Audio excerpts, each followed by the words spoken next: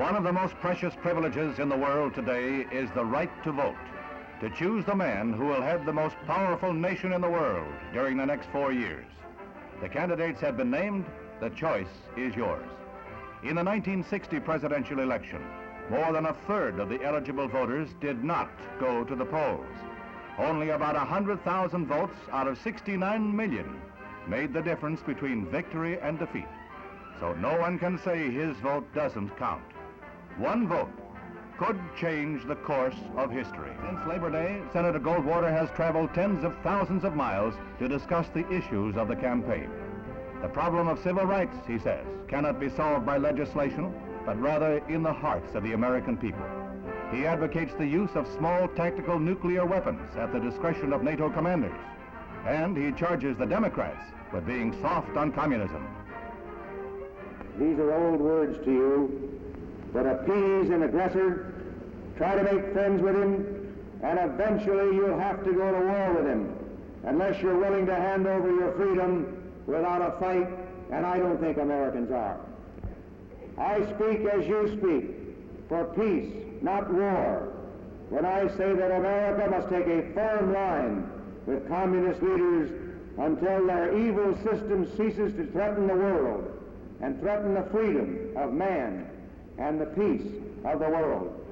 Other Goldwater charges are failures in South Vietnam, too much presidential power, and the decline of morality in our times. Barry Goldwater Jr. and the candidate's 3 other children work in a campaign that's notable for participation by families of all candidates. Also pitching in to help is Peggy Goldwater. Though by nature the shyest of all the contenders' wives, she, with or without her husband or children, makes public appearances where she thinks it might further the cause.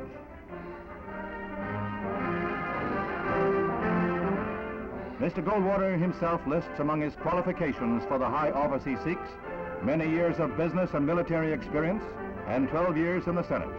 He thinks his knowledge of flying and of electronics would help. And finally, that a Republican would be better than a Democrat for president.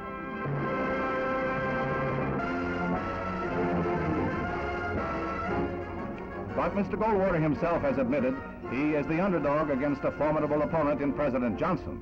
However, the president in turn respects the intense campaign drive put on by the senator. Mr. Johnson carried his case to the people. Ignoring pleas from his staff and the Secret Service, he tries to shake every hand that reaches for his. To many, of course, he is the president first and a candidate second, but his speeches draw resounding cheers. As with the Goldwaters, the Johnson family is busy on the campaign trail. The 2 daughters, Lucy and Linda, find fertile politicking at barbecues, while their mother boards the Lady Bird Special for a whistle-stop tour of the South where Democratic defection threatens.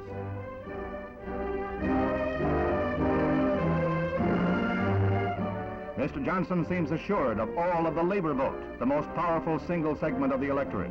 Day in and day out, he hammers at what he calls Goldwater's nuclear irresponsibility.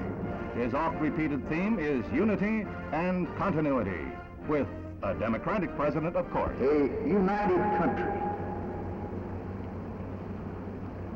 a unified America, submerging petty difference in common purpose, will find no limit to its achievement.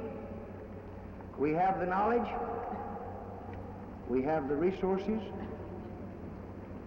we have the tools. All we need is the courage and the faith and the vision. And you know in your heart that I'm telling you the truth.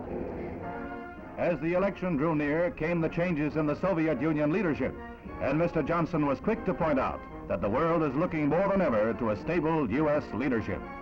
Mr. Johnson set out on a political career 27 years ago, a road that led to the White House. Now the day approaches that he may have dreamed about in Texas long ago, to be elected to the office that had been thrust upon him when tragedy struck in Dallas. When the polls open, November 3rd, it will be you who will decide which man will carry on for the nation.